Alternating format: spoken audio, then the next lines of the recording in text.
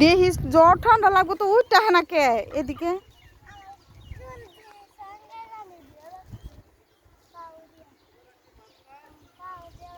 তোর রেখে জায়গা হনে তো চালু করে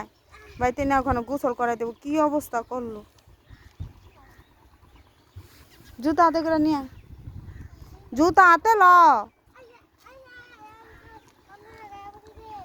জুতা হাতে লও এই মাটি কিনে এখন বাড়িতে না ওর একের ডোয়া মুদেরা কলে নিয়ে তারপরেই শরীরের অবস্থাটা করলো কি